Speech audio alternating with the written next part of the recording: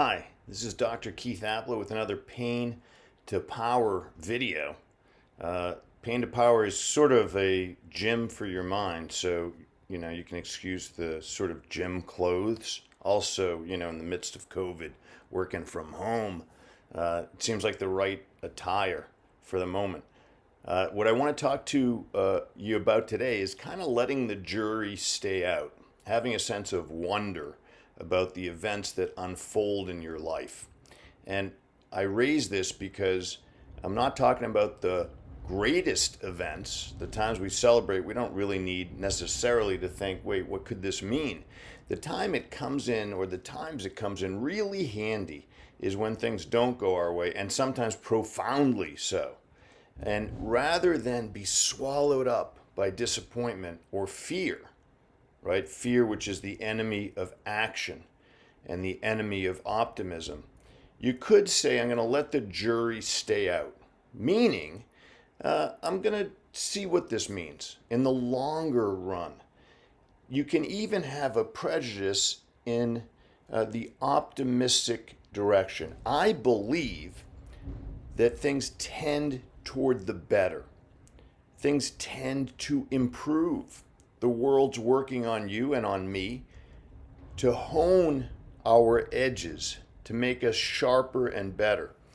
And so even in the face of things that disappoint us, that cause us pain, reversals, angst, anxiety, I would advise you to say, I can't judge it yet.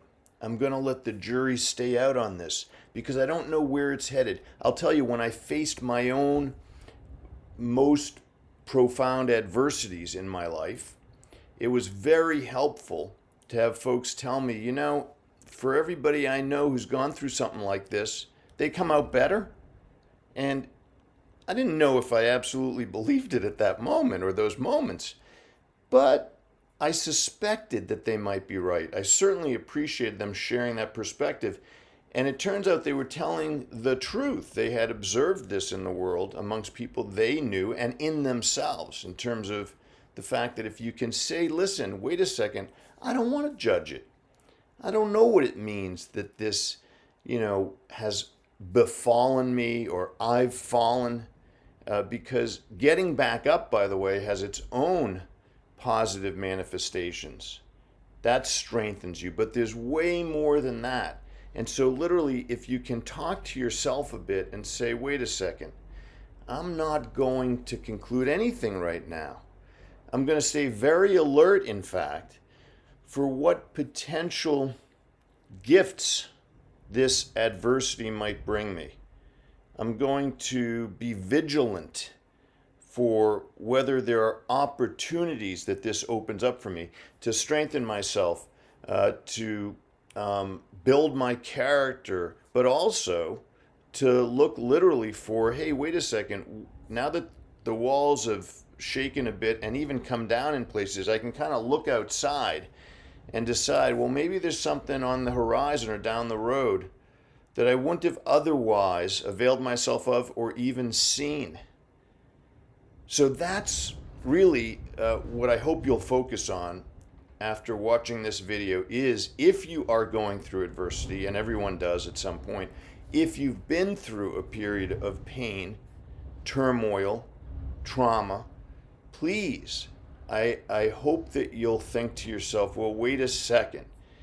Since the world is set up, the universe is meant to, God makes it possible to get stronger at the places where we have broken a bit. I wonder what it'll be for me. And then committing to say, and I'm willing to do the work to make it so, is another step. If you have an open mind that things can get better, and you say, and I'm willing not only to see that it could get better, but I'm willing to do the work to make that happen, I think you're going to agree with me in not very long that better things were coming when you thought that all might have been lost, because it never, ever is.